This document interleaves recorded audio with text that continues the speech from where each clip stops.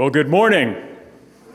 Welcome to worship here at University Park United Methodist Church. For 127, almost 128 years now, this congregation has sought to be the hands and the feet and the heart of Christ for our neighborhood and for the world beyond. I'm Andy Dunning. I'm the pastor here at U Park. You can probably tell by the clothes, right? If this is your first time here or if it's your first time in a long time, I do want to extend a special welcome to you. Our vision for ministry is to be a radically inclusive Christian community where families and individuals alike can thrive. So whoever you are, whatever you may believe or question or doubt, you are welcome here. I'll be in the lobby after worship, and if you'd like to know more about the church or just like to say hi, I would love to chat with you.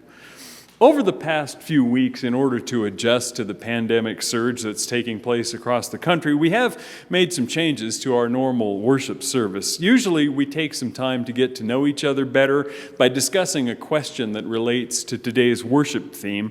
But right now, it's probably not the best time to gather and talk together in small groups, so we won't be taking those few minutes in our service.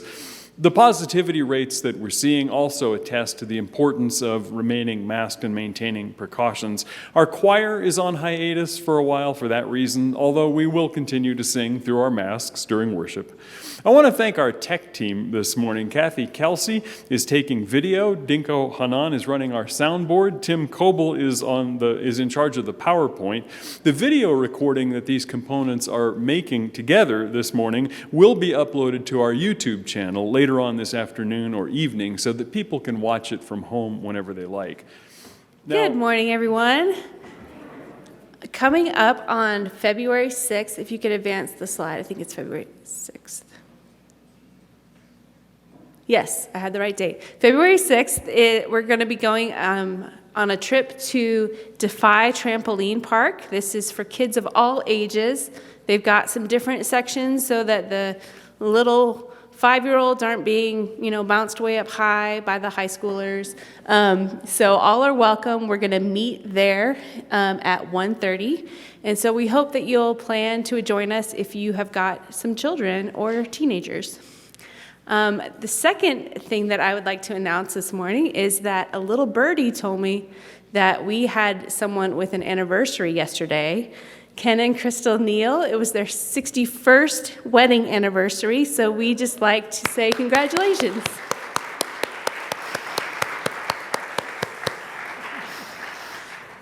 And now if you'll join us in rising as you're able for the call to worship. Bless the Lord, my soul. Bless God's holy name. Bless the Lord, my soul.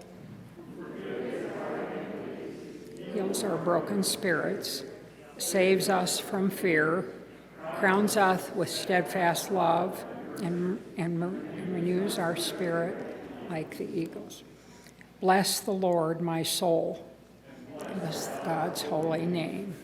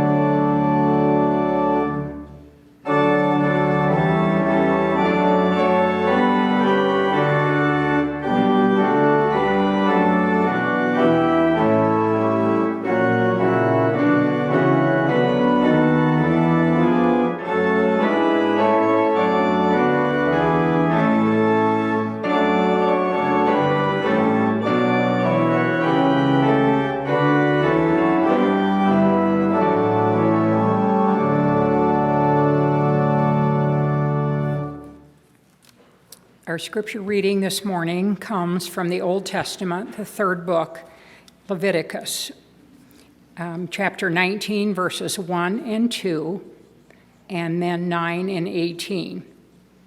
The Lord spoke to Moses, saying, "Speak to all the congregation of the people of Israel, and say to them, 'You shall be holy, for I, the Lord your God, am holy. When you reap the harvest of your land, you shall not reap to the very edges of the field, or gather the gleanings of your harvest. You shall not strip your vineyard bare, or gather the fallen grapes of your vineyard. You shall leave them for the poor and the alien. I am the Lord your God. You shall not steal. You shall not deal falsely, and you shall not lie to one another. And you shall not swear falsely by my name, profaning the name of God. I am the Lord. You shall not defraud your neighbor. You shall not steal. And you shall not keep for yourself the wages of a laborer until morning.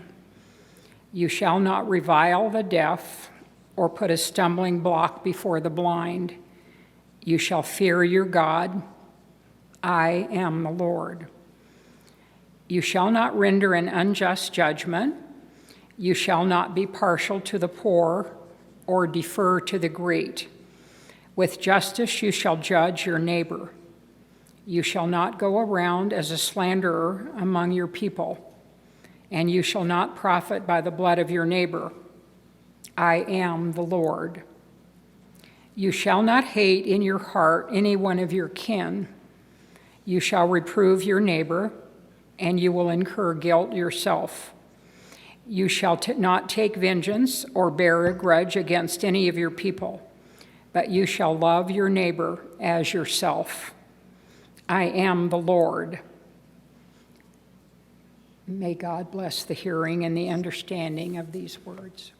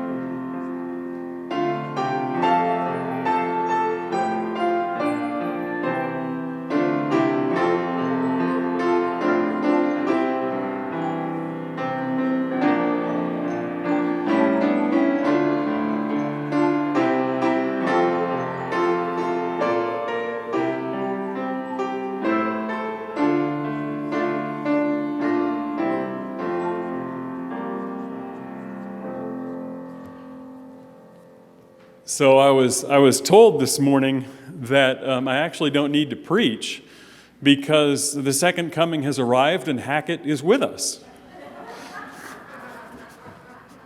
So, yeah, anybody know any jokes or anything? All the same, let me invite you to pray with me.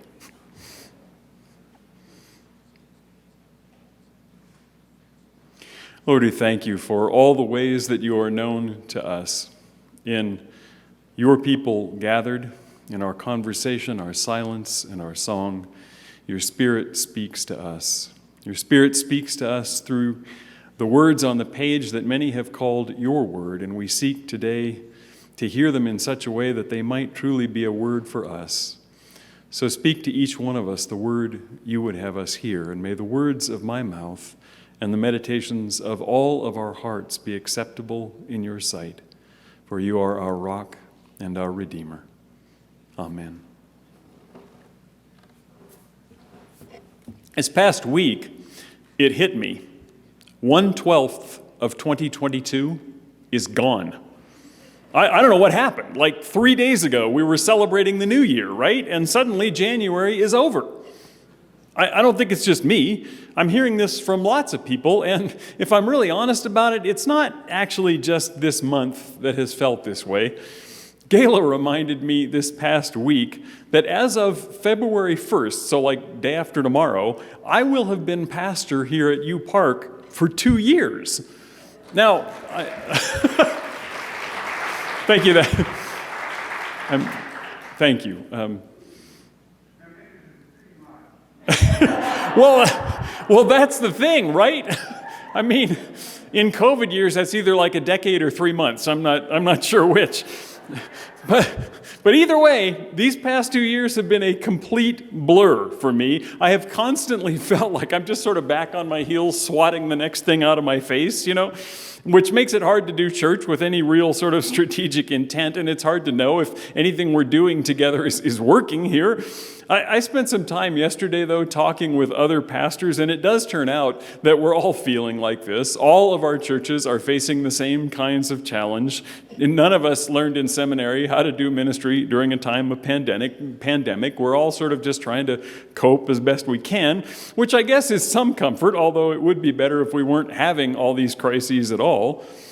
I've spent a fair amount of time over the past couple of years just trying to sort of take a deep breath and slow down the nonstop blur of events, to be in better control of my life and all the stuff that's going on around me, because ever since the pandemic hit, and really even before then, I don't know how this has felt to you, but for me, it's kind of felt like our whole country, maybe even our whole world, is kind of out of control at the moment.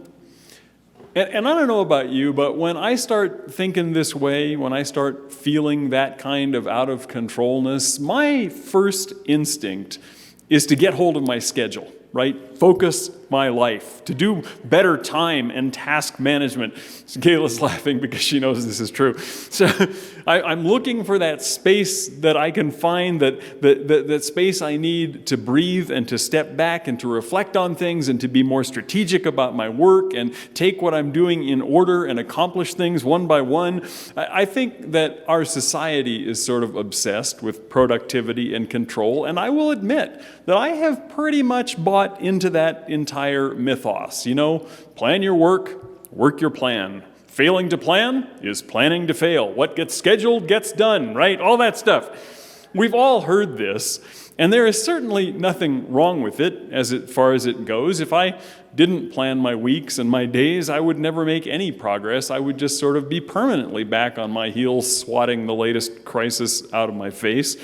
But still, after decades of trying to do this planning and organization thing better, and after decades of oscillating back and forth from feeling relatively like I know what I'm doing to sort of complete chaos and I have no idea, I feel like this past 2 years, this very strange past 2 years, has brought me to a kind of an obvious realization, and I'm a little embarrassed it's really taken me this long to figure it out, actually. All of this planning, all of this organization, this scheduling, all these lists that I make, all these apps that I use to direct my work and my life, all that stuff in itself, it's not going to slow the blur of the world or make it make better sense. It might organize sort of one day at a time and give me a better sense of what I want to get accomplished in any given day, but it's not going to negate all the strangeness and the new territory in which we find ourselves. I've come to believe that the ability to be grounded, even in the midst of a chaotic world, is less about controlling my schedule and managing the details that are sort of constantly screaming for my attention. Maybe it's less about that and more about the quality of awareness that I bring to my life. There have been a couple of different times in my ministry that I've been privileged to teach college courses in religious studies. And there's this exercise that I like to do with the students on one of the first days of class. Now, these are students, at least they have been in my experience, students who are smart. They're maybe 18, 19 years old. They have a variety of religious backgrounds, from very churched to not churched at all, to Hindu, to Muslim, to Buddhist. But what I do with the group is I show them a series of pictures on a screen. It's not, unlike what we have here. And for each picture that I show them, I ask the class to vote by show of hands. Is this a picture of something holy? Is this a picture of something spiritual or not? If it is, I ask them to raise their hand. If it's not, I ask them to keep their hand down. So I show them pictures of things like a Bible, a church, a set of mountains with snow on them, a group of people who are gathered together in prayer, a picture of a monk, a copy of the Quran, the Sanskrit symbol for the word Om, stuff like that. And there's always some disagreement among the class, but most of the students think that most of the pictures that I show are at least somewhat holy. They're maybe, have their hands half raised. But then I show them one more picture. I show them the last picture in the sequence, and it always gets a nearly instantaneous and unanimous response. I show them a picture of a submachine gun, an AK-47. Everyone in the class instantly agrees that an assault rifle is not holy. Even if the students can't exactly define spirituality, they can't exactly define holiness for themselves, they still feel intuitively that holiness is fundamentally peaceful, that a person who cultivates spiritual life will become less violent, less aggressive, not more. The students somehow have the sense, regardless of their acquaintance with a religious practice, they somehow have the sense that spirituality, that holiness, should be about giving life, not taking it. Now, the other thing I've noticed is that when I do this exercise, no one in the class has ever said that there is no such thing as holiness. They may not all agree on what's holy. They may have different definitions or no definition, but they do all agree that certain things are holy. They agree that there is, when we talk about it, they agree that there is a reality that is beyond or behind or somehow above our ordinary everyday experience that somehow makes that ordinary everyday experience make sense. And that when we encounter that reality, the only appropriate response is reverence and stillness.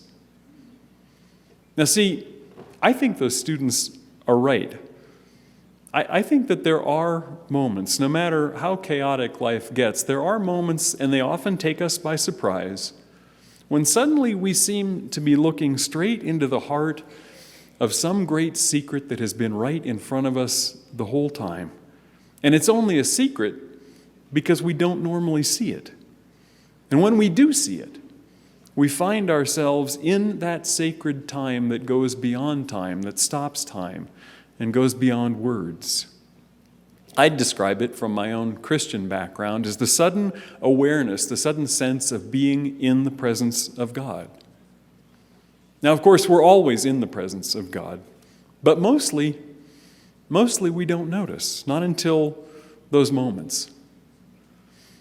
That sense, I think, that sense of being in the presence of God, that sense of being both witness to and part of something mysterious and beautiful and beyond our understanding, I think that experience is at the heart of being human. I think we need it. But in the blur of life, in the chaos, in the world of one crisis after another, sometimes we forget how to find it. Sometimes we even forget to look for it.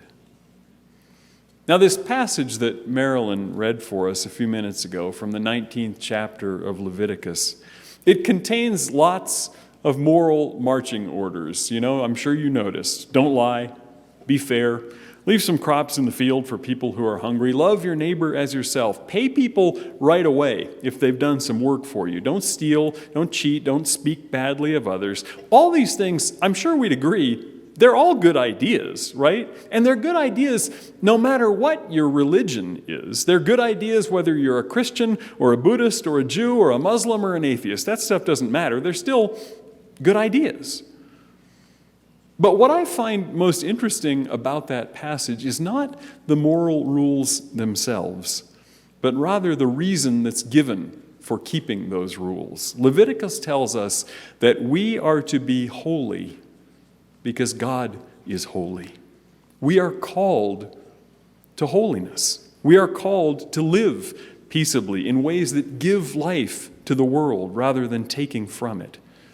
Now, it turns out that's hard to do because there is so much that is in our face, that is distracting us, that is pulling us every day, every minute into some form of reactivity or rage or exhaustion or busyness or distraction.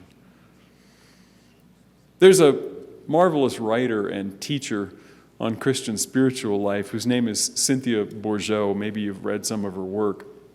I heard her say once in a talk that she gave that the unnecessary, she said, the unnecessary, the non-essential will always intrude. The unnecessary will always demand our attention. God, she said, God, on the other hand, will always wait to be invited. Now, inviting God, that's not as simple as it might sound because, as Cynthia says, the unnecessary will always intrude. In a way, we might even say that the Christian spiritual life is simply, and most difficult, it's simply a matter of learning to turn away from what's unnecessary, from what's non-essential, that's demanding our attention, and instead to cultivate the habit of inviting God in. I'm part of this small group that meets together once a month on Zoom. Now, we've been doing this for about 4 years, so it's not a pandemic thing. We were Zooming before it was cool, okay? We formed this little group that we have to discuss our spiritual lives and to discuss the challenges that we're facing in our prayer and spiritual practice. We had one of our monthly meetings yesterday, and one member of the group, who's a doctor and a medical school professor, he said that this month, he had a great phrase, I love this. He said, "This month, I have declared organizational bankruptcy." He just gave up. He took all the piles of papers and the books and everything else off his desk, and he put them in a box. He stopped trying to answer every email and every text message the second it comes in. He said, "You know what? I'll get to those things when I get to them. Or maybe I won't." He said the point of declaring organizational bankruptcy was to stop being so distracted by the constant demands, the nonstop noise of his work, and instead to pay better attention to the people right in front of him, to pay better attention to God as God appears in his life and his interactions with others.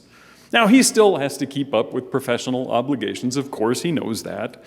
But by declaring organizational bankruptcy, he is saying no to the nonstop demands of the unnecessary, of the non-essential. See, I think that in that Leviticus passage, when God speaks, God isn't so much laying out a set of arbitrary rules, do these things if you want to live right. It's not so much that. I think God is calling us to what is essential by offering us a set of life practices that invite God in. Practice kindness. Share with those who need it.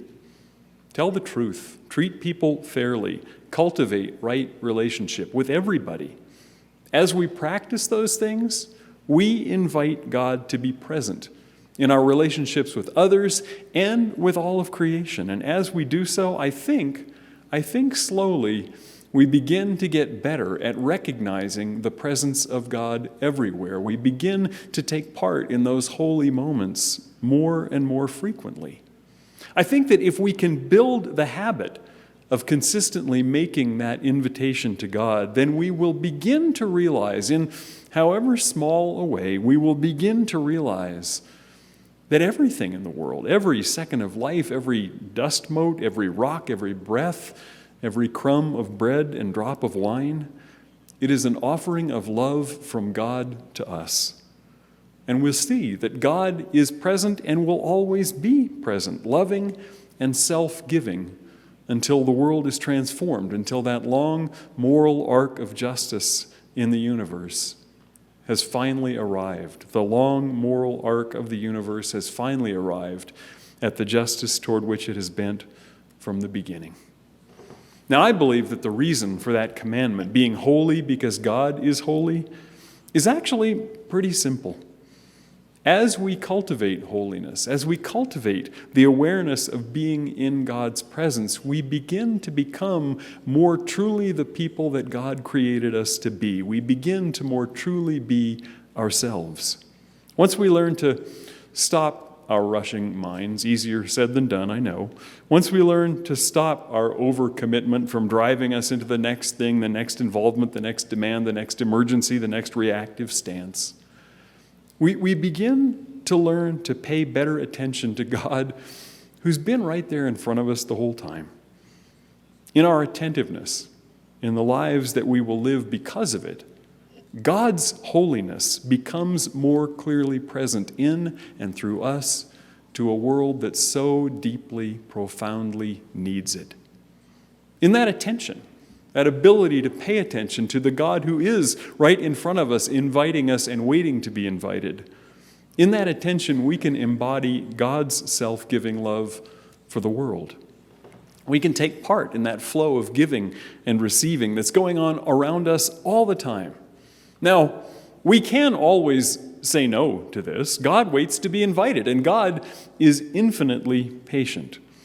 So we can say no. And we can let the world's blur continue to overwhelm us and drive us. But in the end, why would we want to?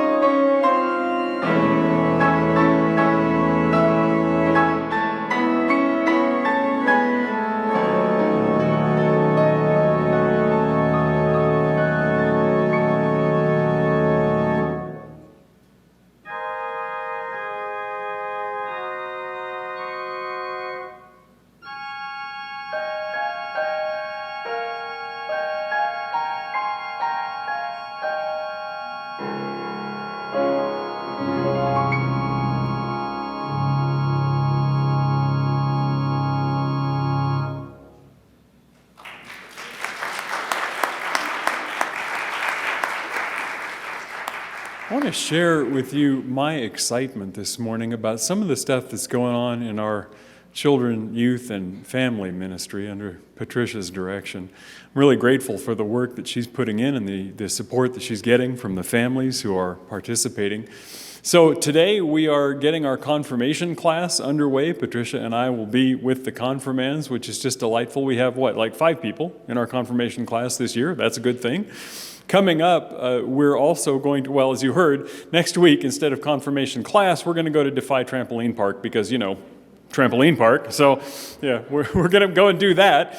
And then Patricia's got some really delightful stuff planned coming up. The day before Easter, we're going to have a community Easter egg hunt. It'll be kind of put out to the community in much the same way that Patricia did with our trunk or treat. So we're hoping to get a lot of kids from the neighborhood coming and do an Easter egg hunt with us the day before Easter. Coming up in June, we have Vacation Bible School, right? So there's just a lot going on in our children, youth, and family ministry, and I'm really delighted that it is happening. When you're making your gifts, when you're supporting our ministry in this church, and I think some of the most important thing that you are supporting is the work of our children and youth and family ministry, making children and youth and families a vital part of our ministry here at U Park. So I just want to let you know some of the things that you are supporting in your offerings. If you want to make a donation to the church on the way out, there are offering plates at the back of the narthex, or you can give online at uparkumc.org and just click on the giving tab. But I want to thank you for all the ways that you support our church and our ministry. Thank you so much. And in all that you do and say this week and every week, may you know the holy presence of God. May you be holy as God is holy. May you know yourself to be beloved and precious to God beyond any human ability to measure or comprehend. And may the peace of Christ and the love of God and the fellowship of the Holy Spirit be with you always.